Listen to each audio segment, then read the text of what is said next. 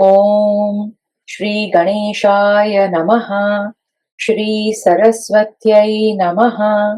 श्री वेदव्यासाय नमः।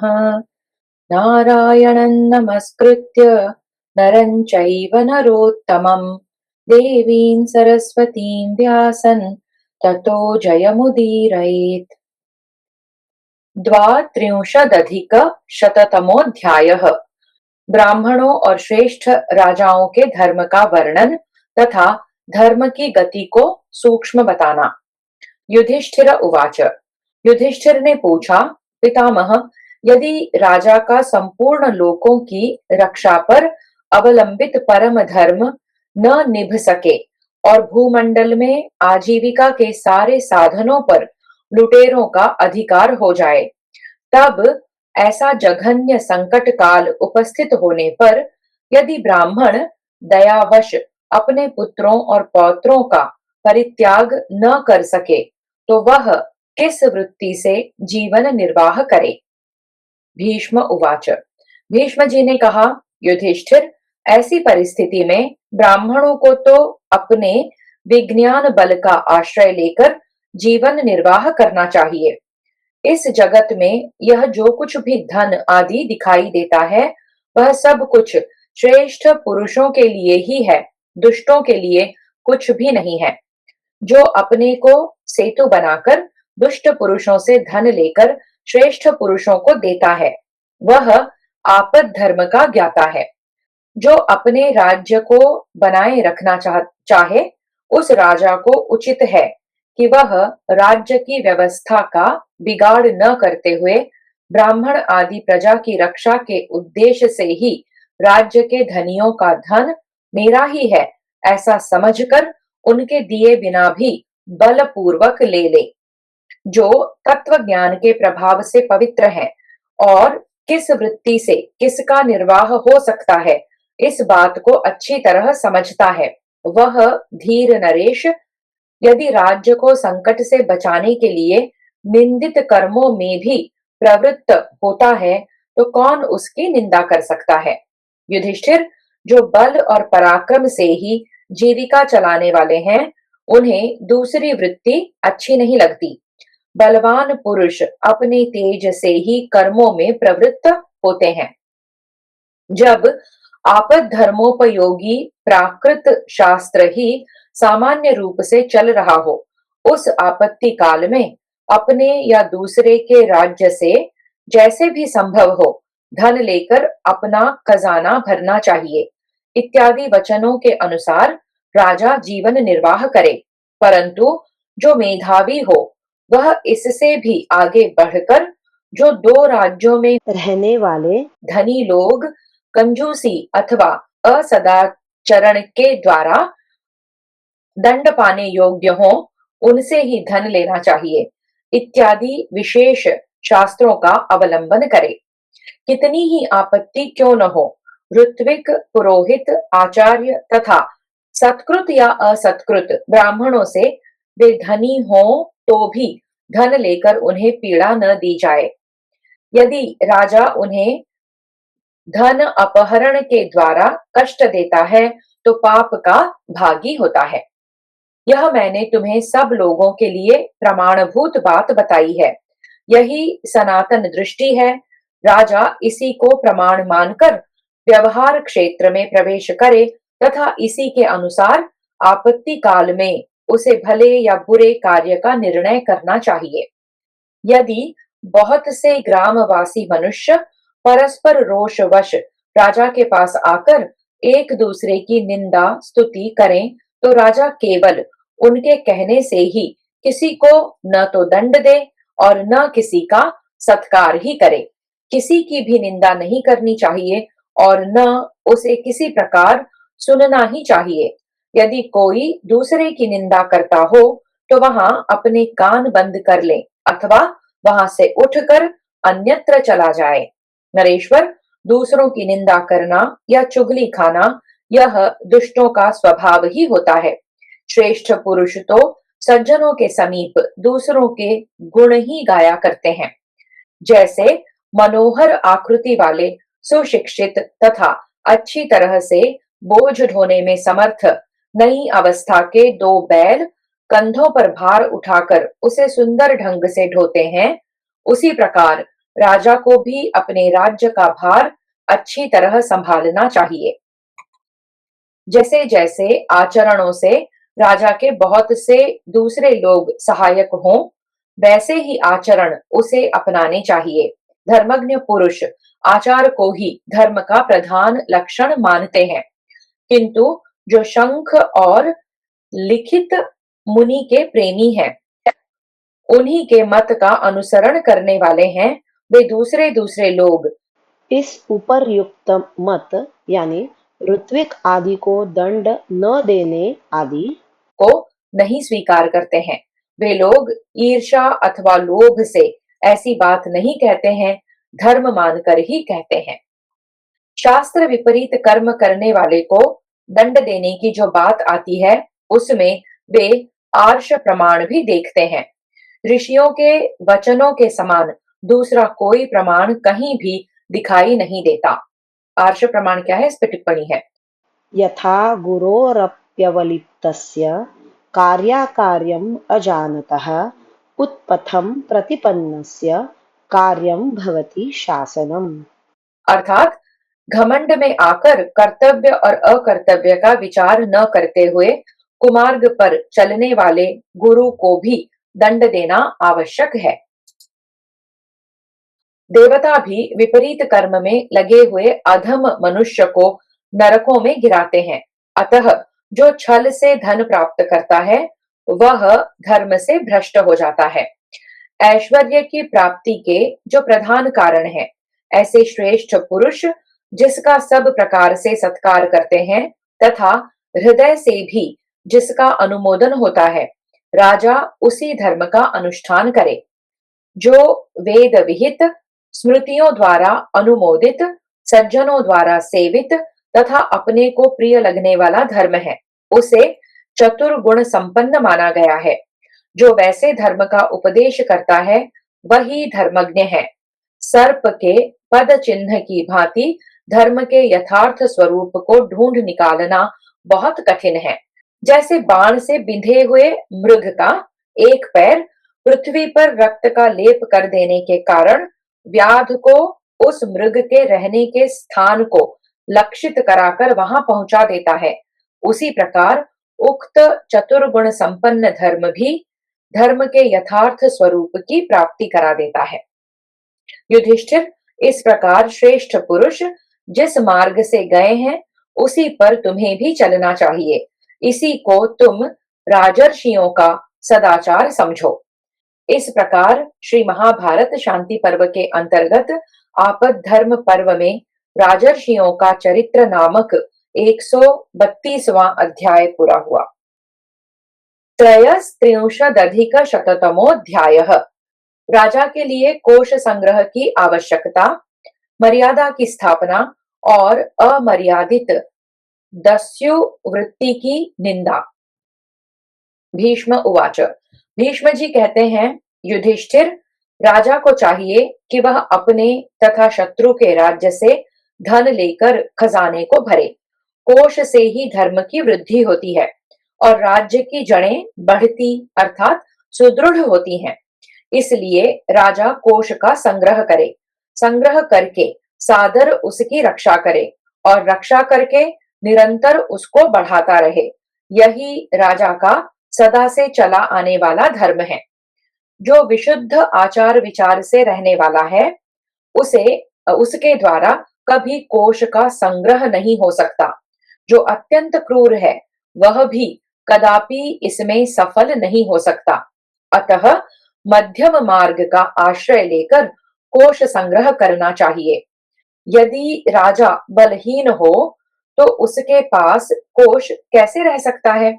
कोषहीन के पास सेना कैसे रह सकती है? जिसके पास सेना ही नहीं है, उसका राज्य कैसे टिक सकता है? और राज्यहीन के पास लक्ष्मी कैसे रह सकती है? जो धन के कारण ऊंचे तथा महत्वपूर्ण पद पर पहुंचा हुआ है, उसके धन की हानि हो जाए तो उसे मृत्यु के तुल्य कष्ट होता है। अतः राजा को कोष, सेना तथा मित्र की संख्या बढ़ानी चाहिए। जिस राजा के पास धन का भंडार नहीं है, उसकी साधारण मनुष्य भी अवहेलना करते हैं। उससे थोड़ा लेकर लोग संतुष्ट नहीं होते हैं और न उसका कार्य करने में ही उत्साह दिखाते हैं। लक्ष्मी के कारण ही राजा सर्वत्र बड़ा भारी आदर सत्कार पाता है। जैसे कपड़ा नारी के गुप्त अंगों को छिपाए रखता है, उसी प्रकार लक्ष्मी राजा के सारे दोषों को ढक लेती है। पहले के तिरस्कृत हुए मनुष्य इस राजा की बढ़ती हुई समृद्धि को देखकर जलते रहते हैं और अपने वध की इच्छा रखने वाले उस राजा का ही कपट पूर्वक आश्रय ले उसी तरह उसकी सेवा करते हैं, जैसे कुत्ते अपने घातक चांडाल की सेवा में रहते हैं। भारत ऐसे नरेश को कैसे सुख मिलेगा? अतः राजा को सदा उद्यम ही करना चाहिए। किसी के सामने झुकना नहीं चाहिए, क्योंकि उद्यम ही पुरुषत्व है। जैसे सूखी लकड़ी बिना गांठ के ही टूट जाती है, परंतु झुकती नहीं है, उसी प्रकार राजा नष्ट भले ही हो जाए, परंतु उसे कभी दबना नहीं चाहिए। वह वन की शरण लेकर मृगों के साथ भले ही विचरे, किंतु मर्यादा भंग करने वाले डाकुओं के साथ कदापि न रहे। भारत डाकुओं को लूटपाट या हिंसा आदि भयानक कर्मों के लिए अनायास ही सेना सुलभ हो जाती है। सर्वथा मर्यादा शून्य मनुष्य से सब लोग उद्विग्न हो उठते हैं। केवल निर्दयता पूर्ण कर्म करने वाले पुरुष की ओर से डाकू भी शंकित रहते हैं। राजा को ऐसी ही मर्यादा स्थापित करनी चाहिए जो सब लोगों के चित्त को प्रसन्न करने वाली हो। लोक में छोटे से काम में भी मर्यादा का ही मान होता है। संसार में ऐसे भी मनुष्य हैं जो यह निश्चय किए बैठे हैं कि यह लोक और परलोक है ही नहीं। ऐसा नास्तिक मानव भय की शंका का स्थान है, उस पर कभी विश्वास नहीं करना चाहिए। दस्युओं में भी मर्यादा होती है। जैसे अच्छे डाकू दूसरों का धन तो लूटते हैं, परंतु हिंसा नहीं करते, किसी की इज्जत नहीं लेते। जो मर्यादा का ध्यान रखते हैं, उन लुटेरों में बहुत से प्राणी स्नेह भी करते हैं, क्योंकि उनके द्वारा बहुतों की रक्षा भी होती है। युद्ध न करने वाले को मारना, पराई स्त्री पर बलात्कार करना, कृतघ्नता, ब्राह्मण के धन का अपहरण, किसी का सर्वस्व छीन लेना, कुमारी कन्या का अपहरण करना तथा किसी ग्राम आदि पर आक्रमण करके स्वयं उसका स्वामी बन बैठना, ये सब बातें डाकुओं में भी निंदित मानी गई हैं। दस्यु को भी पर स्त्री का स्पर्श और उपर्युक्त सभी पाप त्याग देने चाहिए। जिनका सर्वस्व लूट लिया जाता है, वे मनुष्य उन डाकुओं के साथ मेल जोल और विश्वास बढ़ाने की चेष्टा करते हैं और उनके स्थान आदि का पता लगाकर फिर उनका सर्वस्व नष्ट कर देते हैं। यह निश्चित बात है। इसलिए दस्युओं को उचित है कि वे दूसरों के धन को अपने अधिकार में पाकर भी कुछ शेष छोड़ दें, सारा का सारा न लूट लें। मैं बलवान हूं ऐसा समझकर क्रूरतापूर्ण बर्ताव न करें। जो डाकू दूसरों के धन को शेष छोड़ देते हैं, वे सब और अपने धन का भी अवशेष देख पाते हैं, तथा जो दूसरों के धन में से कुछ भी शेष नहीं छोड़ते, उन्हें सदा अपने धन के भी निश्शेष हो जाने का भय बना रहता है। इस प्रकार श्री महाभारत शांति पर्व के अंतर्गत आपद धर्म पर्व में 133वां अध्याय पूरा हुआ। चतुस्त्रिंशदधिक शततमोऽध्यायः। बल की महत्ता और पाप से छूटने का प्रायश्चित्त। भीष्म उवाच। भीष्म जी कहते हैं, राजन, प्राचीन काल की बातों को जानने वाले विद्वान इस विषय में जो धर्म का प्रवचन करते हैं वह इस प्रकार है। विज्ञ क्षत्रिय के लिए धर्म और अर्थ ये दो ही प्रत्यक्ष हैं। धर्म और अधर्म की समस्या रखकर किसी के कर्तव्य में व्यवधान नहीं डालना चाहिए, क्योंकि धर्म का फल प्रत्यक्ष नहीं है।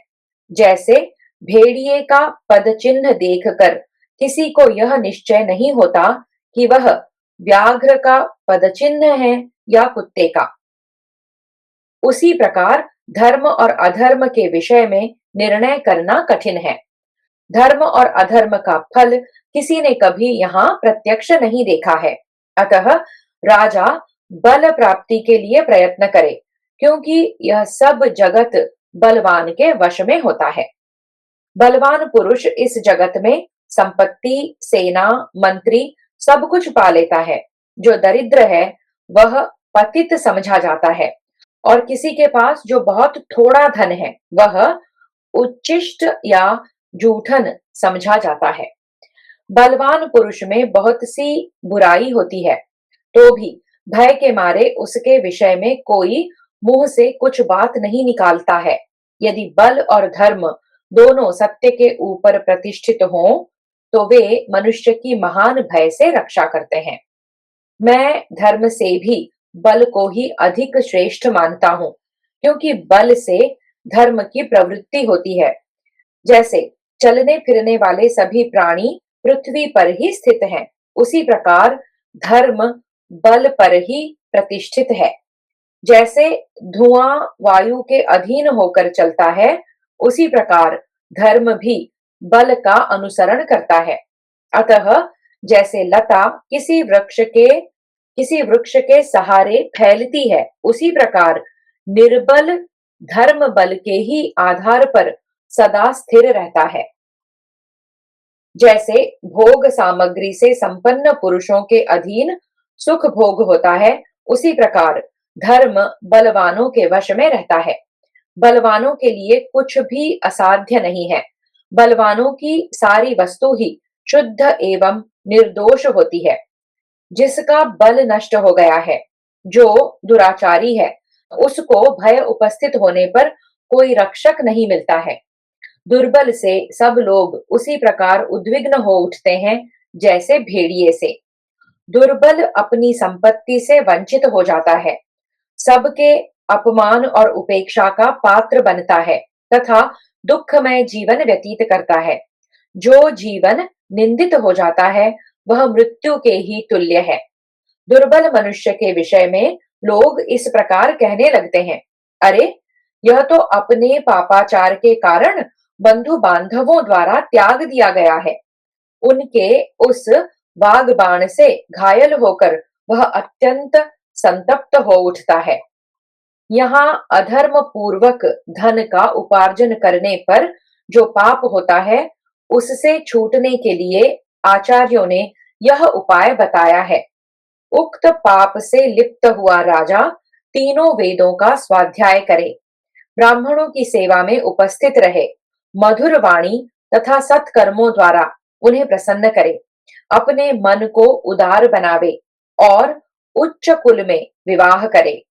मैं अमुक नाम वाला आपका सेवक हूँ, इस प्रकार अपना परिचय दे, दूसरों के गुणों का बखान करे, प्रतिदिन स्नान करके इष्ट मंत्र का जप करे, अच्छे स्वभाव का बने, अधिक न बोले।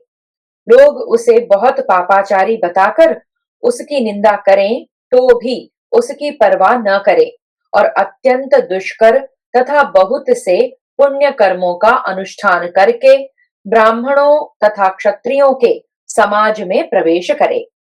ऐसे आचरण वाला पुरुष पापहीन हो शीघ्र ही बहुसंख्यक मनुष्यों के आदर का पात्र हो जाता है, नाना प्रकार के सुखों का उपभोग करता है और अपने किए हुए विशेष सत्कर्म के प्रभाव से अपनी रक्षा कर लेता है।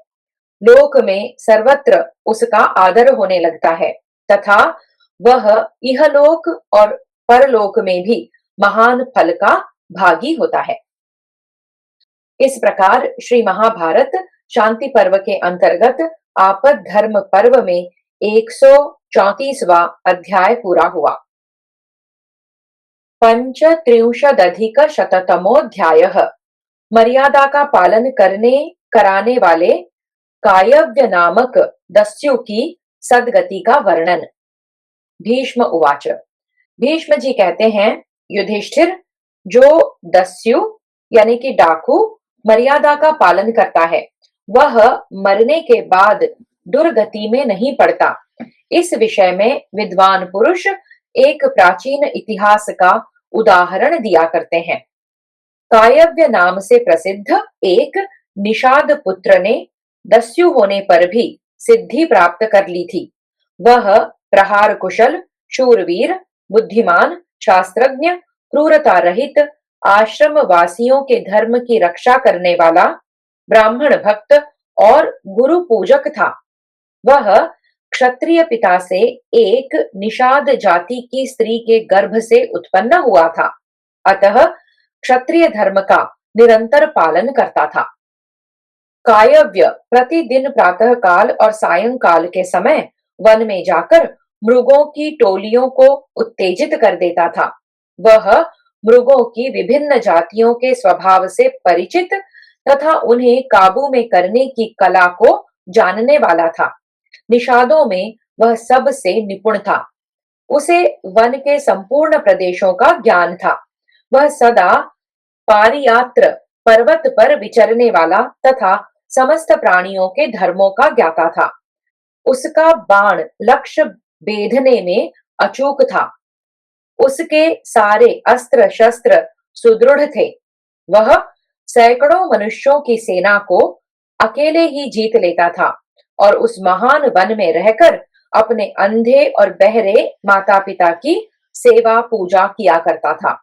वह निषाद मधु, मांस, फल, मूल तथा नाना प्रकार के अन्नों द्वारा माता पिता को सत्कार पूर्वक भोजन कराता था तथा दूसरे दूसरे माननीय पुरुषों की भी सेवा पूजा किया करता था।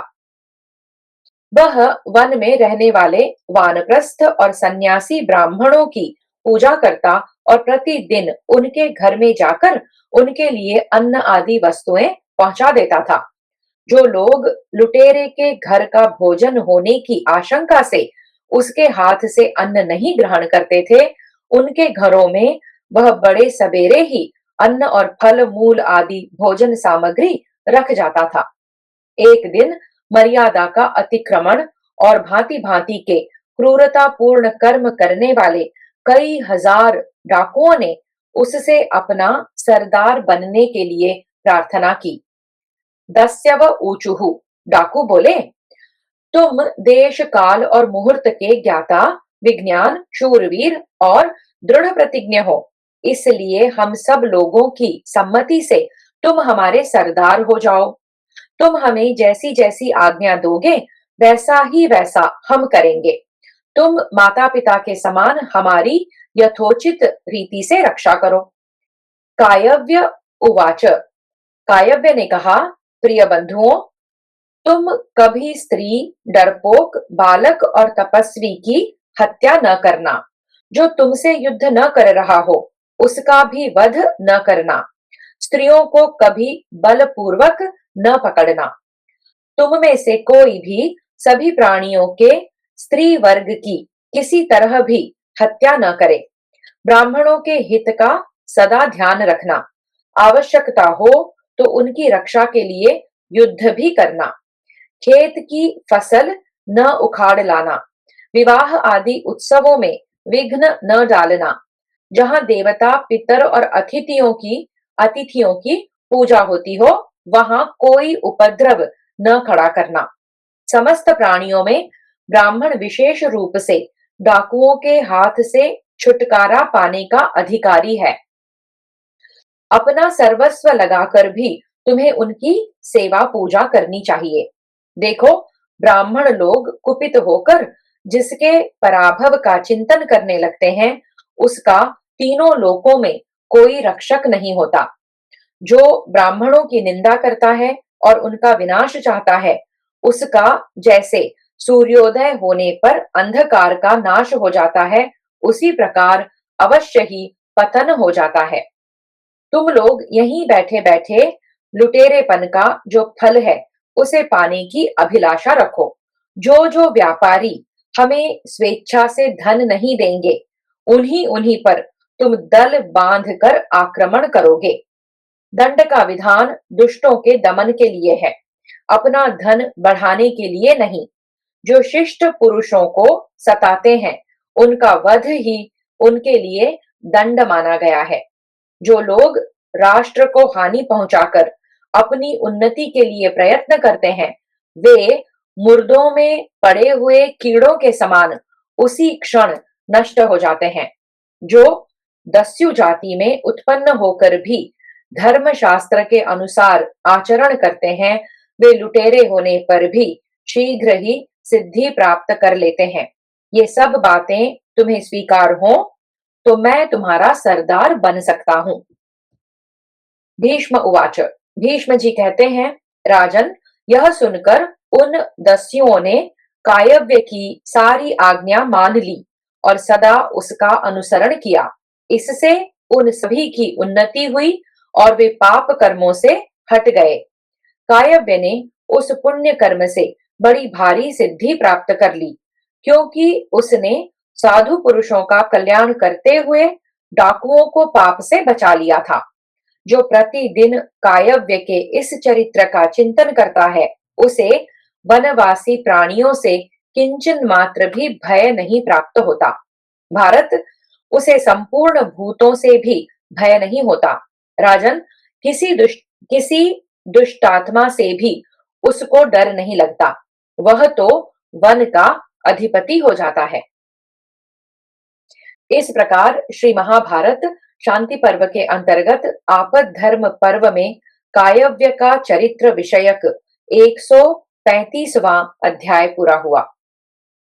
षट्त्रिंशदधिकशततमोऽध्यायः। राजा किसका धन ले और किसका न ले तथा किसके साथ कैसा बर्ताव करे, इसका विचार। भीष्म उवाच। भीष्म जी कहते हैं, युधिष्ठिर, जिस मार्ग या उपाय से राजा अपना खजाना भरता है, उसके विषय में प्राचीन इतिहास के जानकार लोग ब्रह्मा जी की कही हुई कुछ गाथाएं कहा करते हैं। राजा को यज्ञानुष्ठान करने वाले द्विजों का धन नहीं लेना चाहिए। इसी प्रकार उसे देव संपत्ति में भी हाथ नहीं लगाना चाहिए।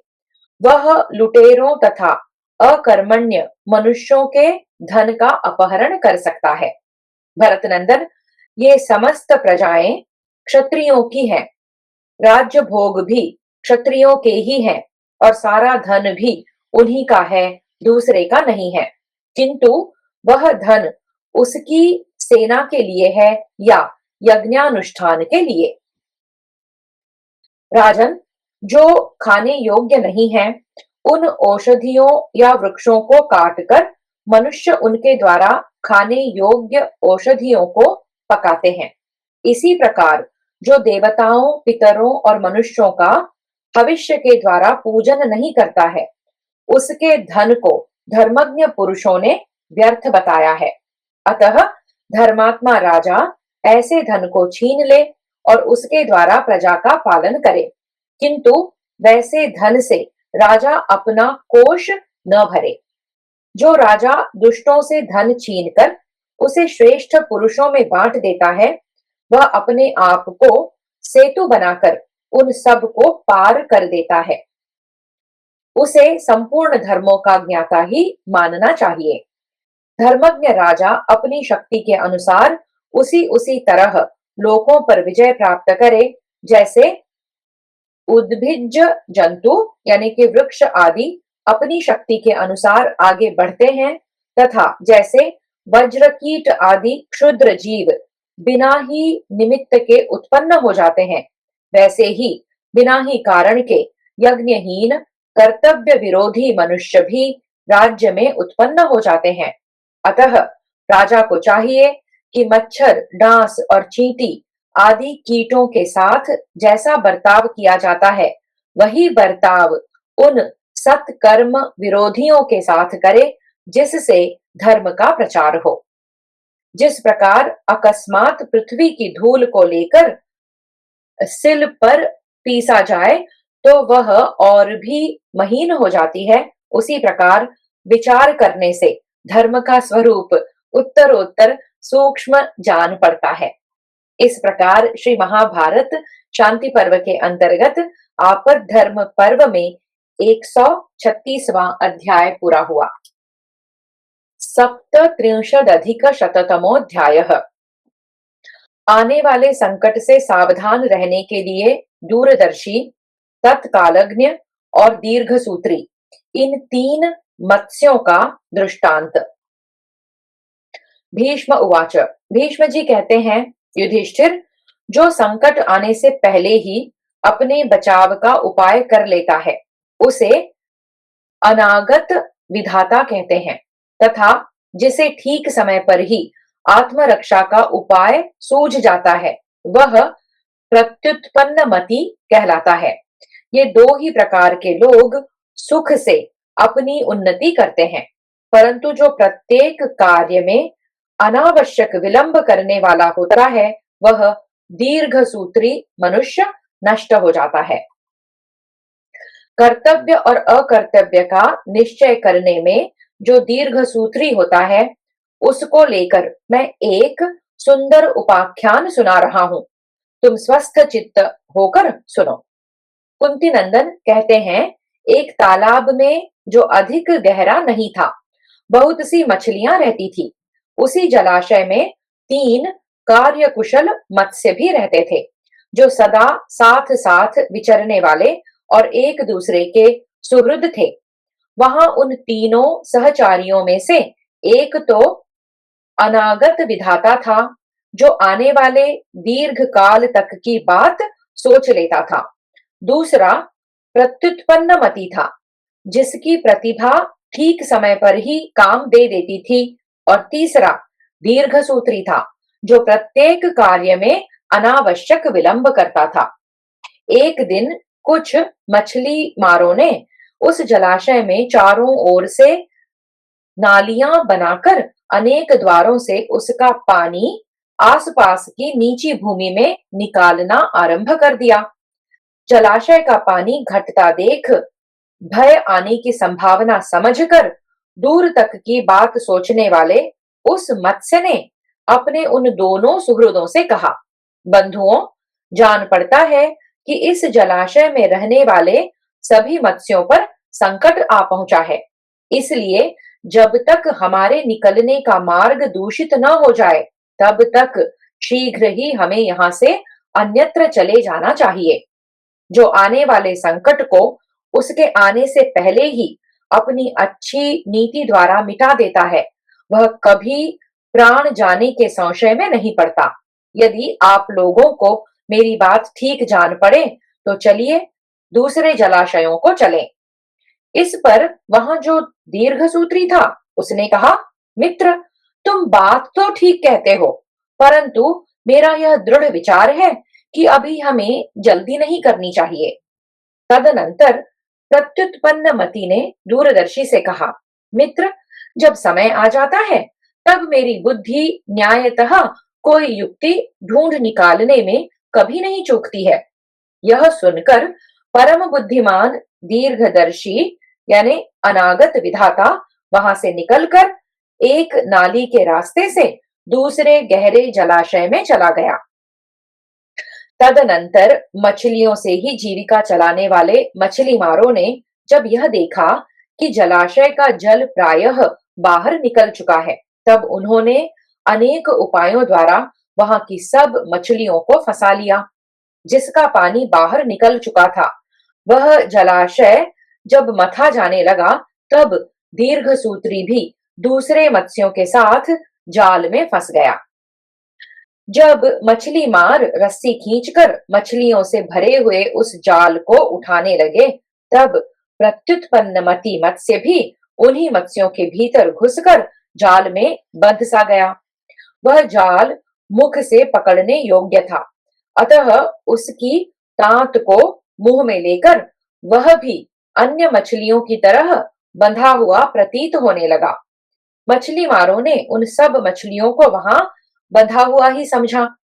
तदनंतर उस जाल को लेकर वे मछली मार जब दूसरे अगाध जल वाले जलाशय के समीप गए और उन मछलियों को धोने लगे, उसी समय प्रत्युत्पन्नमति मुख में ली हुई जाल की रस्सी को छोड़कर उसके बंधन से मुक्त हो गया और जल में समा गया। परंतु बुद्धिहीन और आलसी मूर्ख, दीर्घसूत्री अचेत होकर मृत्यु को प्राप्त हुआ, जैसे कोई इंद्रियों के नष्ट होने से नष्ट हो जाता है। इसी प्रकार जो पुरुष मोहवश अपने सिर पर आए हुए काल को नहीं समझ पाता, वह उस दीर्घसूत्री मत्स्य के समान शीघ्र ही नष्ट हो जाता है। जो पुरुष यह समझकर कि मैं बड़ा कार्य कुशल हूं, पहले से ही अपने कल्याण का उपाय नहीं करता, वह प्रत्युत्पन्न मति मत्स्य के समान प्राण संशय की स्थिति में पड़ जाता है। जो संकट आने से पहले ही अपने बचाव का उपाय कर लेता है, वह अनागत विधाता और जिसे ठीक समय पर ही आत्म साक्षात्कार का कोई उपाय सूझ जाता है, वह प्रत्युत्पन्नमति, ये दो ही सुखपूर्वक अपनी उन्नति करते हैं। परंतु प्रत्येक कार्य में अनावश्यक विलंब करने वाला दीर्घसूत्री नष्ट हो जाता है। काष्ठा, कला, मुहूर्त, दिन, रात, लव, मास, पक्ष, 6 ऋतु, संवत्सर और कल्प, इन्हें काल कहते हैं तथा पृथ्वी को देश कहा जाता है। इनमें से देश का तो दर्शन होता है, किंतु काल दिखाई नहीं देता है। अभीष्ट मनोरथ की सिद्धि के लिए जिस देश और काल को उपयोगी मानकर उसका विचार किया जाता है, उसको ठीक ठीक ग्रहण करना चाहिए। ऋषियों ने धर्मशास्त्र, अर्थशास्त्र तथा मोक्ष शास्त्र में इन देश और काल को ही कार्य सिद्धि का प्रधान उपाय बताया है। मनुष्यों की कामना सिद्धि में भी ये देश और काल ही प्रधान माने गए हैं। जो पुरुष सोच समझकर या जानबूझकर काम करने वाला तथा सतत सावधान रहने वाला है, वह अभीष्ट देश और काल का ठीक ठीक उपयोग करता है और उनके सहयोग से इच्छानुसार फल प्राप्त कर लेता है। इस प्रकार श्री महाभारत शांति पर्व के अंतर्गत आपद धर्म पर्व में शाकुलोपाख्यान विषयक 137वां अध्याय पूरा हुआ। हरि ओम। श्री कृष्णार्पणमस्तु।